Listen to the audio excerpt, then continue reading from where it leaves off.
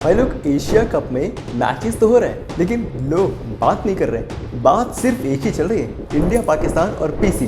क्योंकि पाकिस्तान हरकतें कुछ ऐसी कर रहे हैं। पिछले 3-4 दिनों से जो बात सामने आ रही थी कि पाकिस्तान बाइकआउट कर रहे हैं, कुछ नहीं किया। रेफरी को निकालने की बात करी, वो भी ना हो सका। पाकिस्तान वीडियो बना के कह रहे हैं रेफरी साहब ने माफ़ी मांगी, वो भी नहीं हुआ। करते हैं उनकी बात और कल का मैच जो पाकिस्तान और यूएई का हुआ उसका भी थोड़ा करते हैं रिव्यू। और शुक्रवार को यानी आज इंडिया ओमान से टकराएंगे। भारत के लिए ये अपनी बेंच स्ट्रेंथ को मौका देने का ये एक अच्छा मौका है। करते हैं इनकी बात, करते हैं इस गेम का भी प्रीव्यू। चलिए शुरू करते हैं। हेलो, कैसे हैं आप सब? रियली होप आप सब बढ़िया होंगे। और भाई लोग, पाकिस्तान क्या मजाक बना रहे हैं भाई। मतलब ऐसी भी कोई टीम होती है? एक्चुअली में 3 ऐसे कंटेंडर हैं इस पूरी मजाक के पीछे। एक एक करके आपको सब बताते हैं। भाई साहब, पहले शख्स जो हैं वो रमीज राजा, आपके भूतपूर्व कप्तान पाकिस्तान के। स्टेटमेंट जो देते हैं ना, वो कह रहे हैं कि भाई साहब हमने तो कुछ किया ही नहीं और पॉलिटिक्स और क्रिकेट को मतलब एक किया जा रहा है, ऐसा होना नहीं चाहिए। और वही दूसरी तरफ वो फिर अपनी टीम को भी कहते हैं कि भाई हमारी टीम थोड़ी वीक है और अगर हम हैं तो फिर हमें मैदान पे जवाब देना चाहिए। भाई साहब, नज़म सेठी साहब भी पत्रकार हैं लेकिन वो भी इसी तरीके की बयानबाजी कर रहे हैं। और सबसे इम्पॉर्टेंट मोहसिन साहब। भाई मोहसिन साहब वो शख्स है ना, मतलब क्या ही बात करें भाई। पाकिस्तान की वो बेइज्जती करवा रहे हैं कि हम सोच भी नहीं सकते। पहले जब हैंडशेक कंट्रोवर्सी हुई कि हैंडशेक नहीं किए जाएंगे तो वो कहते हैं कि सलमान आगा भाई साहब बोलने नहीं चाहेंगे। और फिर कहते हैं कि भाई साहब पाकिस्तान जो है वो यूएई से मैच नहीं खेलने वाला है। चलिए ठीक है, पाकिस्तान ने एक बार इंग्लैंड के सामने ये काम कर चुका है। भाई सबने सोचा ये काम हो जाएगा। इवन कई लोग तो सोशल मीडिया पे काफ़ी पोस्ट भी डाल रहे थे कि सर देखिए ऐसा है कि हमारी टीम जो है वो बाइकआउट नहीं कर सकती, पर देखिए उनकी टीम बाइकआउट कर रही है। पर सर सच्चाई ये है ना, हमारी टीम जानती है उनकी टीम बच्चों वाली हरकतें कर रही है। पीसीबी कहती है कि हम नहीं खेलेंगे, एसीबी उन्हें कहती है कि सर ठीक है अगर आप नहीं खेलेंगे तो कोई नहीं, इट्स ओके। एक काम कीजिए, आप $16 मिलियन का पे आउट जो होता है, जो पेनल्टी के रूप में लगते हैं वो आप दे दीजिए।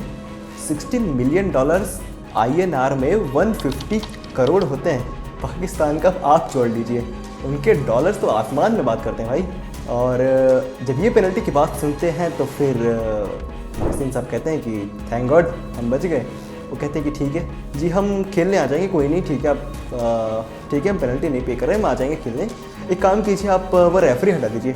आईसीसी ने कहा भाई ना, हम वो नहीं कर सकते। फिर बात कहाँ पे आती है कि जब कल का दिन होता है, मैच शुरू होने के लिए होता है, जब प्लेटफॉर्म सेट हो रहे होते हैं वहाँ पे पीसीबी एक वीडियो डालता है और फिर फैंस को, उनकी जनता जनार्दन को फिर से एक बार मूर्ख बनाते हैं। वीडियो म्यूट करके डालते हैं और नीचे लिखते हैं कि भाई रेफरी साहब हमसे माफ़ी मांग रहे हैं। इसी सच्चाई है, रेफरी साहब ने माफ़ी नहीं मांगी। उन्होंने कहा कि देखिए ऐसा है कि हमें मैसेज देने को कहा गया था और हमने दिया, दैट्स इट। और मोहसिन साहब कह रहे हैं कि भाई फिर माफ़ी मांग ली। उन्होंने कहा कि सॉरी गलती हो गई। वीडियो वायरल होती है और इंडिया हैंडशेक नहीं कर रहा, उसके लिए वर्ल्ड क्रिकेट इंडिया को काफ़ी इस चीज़ का इसकी पीछे मतलब वो कह रहे हैं कि पॉलिटिक्स को मिक्स कर रहे हैं। ऐसे काफ़ी क्रिकेटर्स कह रहे हैं, ऐसा पीसीबी का दावा है। रिकी पॉन्टिंग का भी नाम मेंशन किया। रिकी पॉन्टिंग साहब के मैनेजर ने कहा ना भाई ना, ऐसा कुछ भी नहीं है। पर ये बात थी मैच शुरू होने के पहले। मैच 1 घंटा लेट शुरू होता है क्योंकि पाकिस्तान टीम पहले होटल से निकलती नहीं, फिर बाद में निकल जाते हैं, बोलते हैं ठीक है चलो भाई खेल लेंगे। हम सोच रहे थे कि भाई चलो कुछ नहीं तो एटलीस्ट रेफरी तो चेंज होगा। पी क्रॉफ्ट साहब ही आते हैं और वही रेफरी होते हैं उस मैच में भी। आई मीन पाकिस्तान इतना भी क्या मजाक बना रहे हो यार, मतलब एक हद होती है यार। बट खैर मैच शुरू होता है और सी ऑफ द फील्ड नहीं ऑन द फील्ड भी आपकी बेइज्जती की जाती है।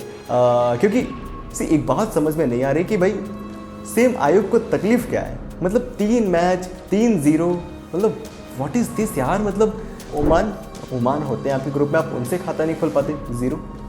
चलिए भारत के सामने तो आप आते ही हैं उस तरीके का परफॉर्मेंस करने के लिए, बट यूएई जुनेद सिद्दीकी की ball catch out 3rd man पे पकड़े जाते हैं, दैट्स इट। और पावर प्ले में ठक ठक ठक करके 3 विकेट। फ़खर जमान साहब थोड़ी सी कमान संभालते ज़रूर हैं बट फिर आते हैं Simranjeet Singh and well done यार, मतलब अपनी स्लो गेंदबाजी जो स्पिन है ना उसको एकदम स्लो चलाते रहे और इन द एयर बीट किया प्लेयर्स को। पहले फ़खर जमान को पकड़ते हैं, फिर एक एक करके 3 विकेट चटकाते हैं और 4 ओवर में मात्र 26 रन देते हैं। एंड आई थिंक वहाँ पे गेम सेट हुआ यूएई के लिए। फिर जुनेद सिद्दीकी साहब जो 2 विकेट चटका गए थे, नई गेंद के साथ पुरानी गेंद के साथ भी 2 चटकाते हैं और 4 में 18 रन ही देते हैं वो भी और पकड़ते हैं। बट ये तो थैंक्स कहना चाहिए शाहीन शाह अफरीदी को पाकिस्तान ने कि एक बार फिर भाई साहब आते हैं और 14 गेंदों में 29 की पारी खेलते हैं और टीम को 146 तक पहुँचाते हैं। नहीं तो आप 120 के अराउंड आप रहने वाले थे। फिर क्या होता है सर, यूएई थोड़ी सी इनएक्सपीरियंस है, वो एक बार फिर सामने आ जाते हैं उनकी वीकनेस उनकी बल्लेबाजी की कि स्टार्ट अच्छा होता है मोहम्मद वसीम, दोनों ओपनर वसीम और आलिशान शराफू, और अगर आलिशान खेलते तो फिर आलिशान जीत होती यूएई की। आउट होते हैं एक के बाद एक, शाहीन शाह अफरीदी 2 विकेट चटकाते हैं और उसके बाद राहुल चोपड़ा साहब ट्राई करते रहते हैं लेकिन इन दी एंड आप थोड़े से रन से चूक जाते हैं क्योंकि इनएक्सपीरियंस था ना मेरे यार। बट पाकिस्तान यार यूएई को कोई नहीं मार रहा था यार, विनिंग फेवरेट्स आप ही थे।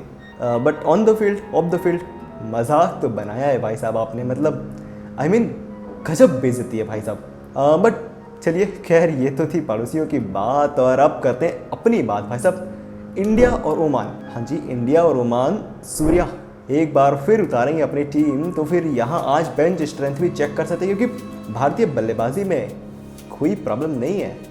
चाहे वो अभिषेक शर्मा को देख लीजिए आप, ऊपर से शुभमन गिल पाकिस्तान के खिलाफ वो स्टंप आउट हो गए थे, बाहर वाली गेंद थोड़ा दूर निकल आए थे, लेकिन ओवरऑल भारत का टॉप ऑर्डर टॉप 3 एकदम कड़क है।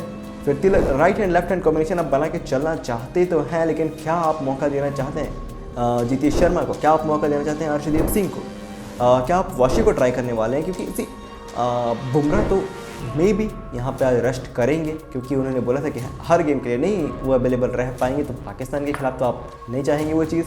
एंड देन फाइनल में भी आप नहीं चाहेंगे तो फिर बुमराह यहाँ रेस्ट कर सकते हैं, अर्शदीप उनकी जगह आ सकते हैं टीम में। उसके अलावा वॉशिंगटन सुंदर को तो मौका मिलने वाला है, बट क्या शिवम दुबे की जगह जितेश शर्मा या फिर हार्दिक पांड्या की जगह जितेश शर्मा या फिर आप हर्षित राणा के बारे में सोचेंगे, या आप अपनी बेंच स्ट्रेंथ को देखना तो ज़रूर चाहेंगे ना, क्योंकि आप एशिया कप में लाए हैं ओमान के सामने मैच। और भाई साहब हम पाकिस्तान की तरह नहीं है, हमारी बल्लेबाजी ये तो हमारी ए टीम है, अच्छा सी टीम भी पाकिस्तान को हरा सकती है and you are playing against Oman, right.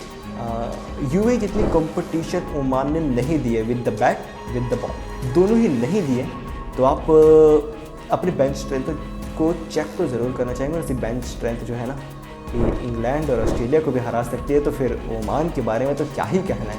तो भारत उस तरीके का क्रिकेट खेलना चाहेगा, उस तरीके का अप्रोच अपनाना चाहेगा कि चाहिए, और एकदम पहाड़ से स्कोर खड़ा कर दीजिए और उसके बाद ओमान को कहिए सर चलिए आप अब बल्लेबाजी कीजिए।